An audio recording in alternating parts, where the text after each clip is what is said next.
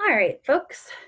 So the next skill that we're going to talk about today is mindfulness to emotions. And yes, we will be practicing this in upcoming sessions as well. So this is important for a variety of reasons, but what I'm going to highlight here is that suppression of emotions, so refusal to feel emotions, leads to increased suffering. Whereas being able to observe and sit with emotions tends to lead to freedom. I'm going to talk about a little bit about why that is. Oftentimes, some of the women that I work with are struggling with one of two problems. Either they feel the need to be in control of their emotions 100% of the time. Heaven forbid that they're a little irritable or snappy with their partner or their child. They judge themselves super harshly and think that even slight variations in their day-to-day emotions, and especially behavioral ways that they might behave in response to those emotions, are signs of weakness or that they're a terrible person or a terrible mom. Now, the other side of that coin, for those of you for whom that didn't resonate with, is that other folks will spend boatloads of time trying to avoid negative emotions. They think that they can't cope with them. They think that they will lose control, go crazy, freak out on someone if they experience emotions, and so they have to avoid them at all costs. The problem is that the more that you try and inhibit or block or distract from emotions, the more that those emotions tend to build under the surface. Because if we go back to some of the fundamentals of emotion regulation, all emotions serve a purpose. They are there to communicate something to you or to other people about something that's important. Now, whether or not those emotions always fit the facts is a different question, but all emotions serve a purpose. So, if we can break free of these habits or attempts to try and over control emotions or to avoid emotions, we can often find freedom and gain back a lot more time and energy to put towards the things that matter most to us. So, how do you do this with day-to-day emotions? I will preface this by saying sometimes when emotions feel so intense that you feel like you are going to do something that is going to make the situation worse, you may first use some of your distress tolerance skills to bring down your physiology into a level where you can be more present and mindful of emotions. In general, what we're talking about here are emotions which could be pleasant or really uncomfortable, but that you aren't feeling strong urges to, again, do something to make the situation worse. So we need to do this so that we can learn a couple of things. First of all, that feeling emotions does not result in catastrophes. Second of all, that you don't have to be controlled by your emotions. And third of all, again, to highlight that point that I just said, that there are valid reasons that we feel emotions and that the path through them is via acceptance. So how do we do this? First of all, by observing emotions.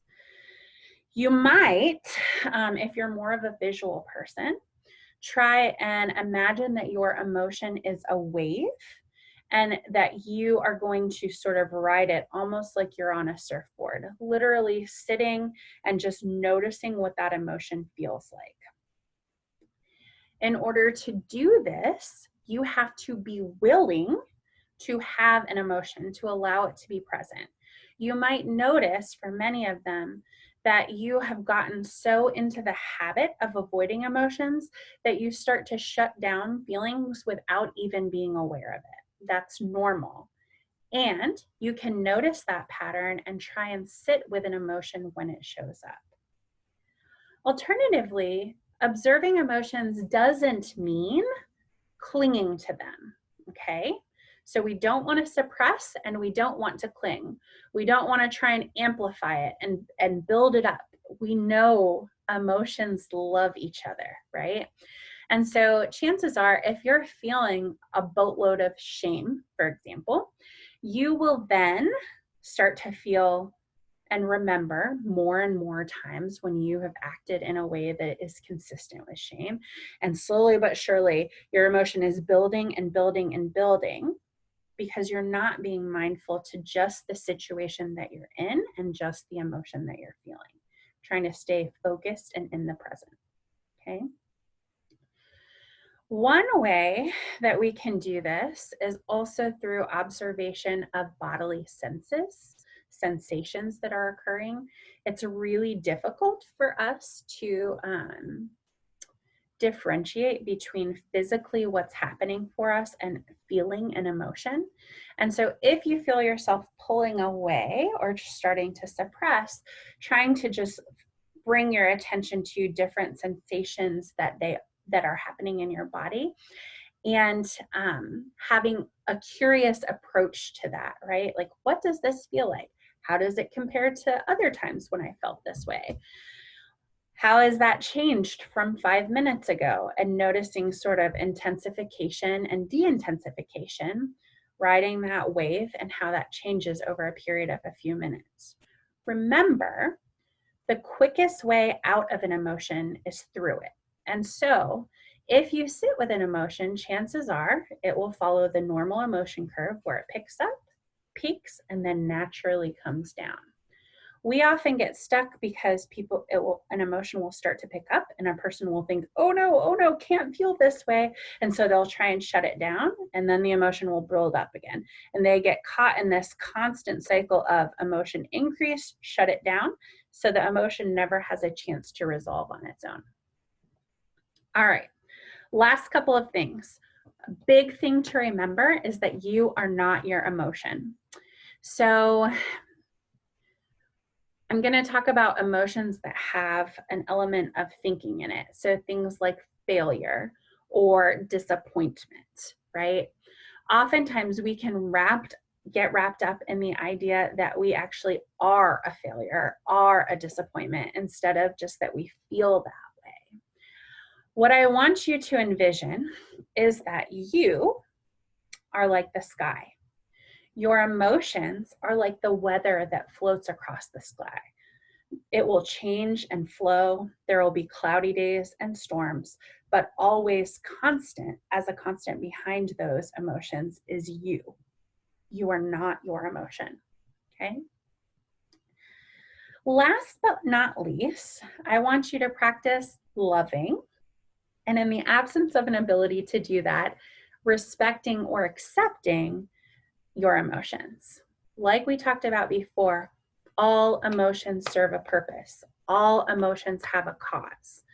This is your body trying to communicate something to you, even if that thing isn't particularly helpful, right? So if I have a fear of needles, I might recognize that that isn't justified in a given situation. If I'm like in a doctor's office needing to get my flu shot, and yet I can still respect the fact that my brain is trying to keep me safe, right? I don't have to fight with that emotion. It's there for a purpose. All right, we will practice mindfulness to emotions here soon.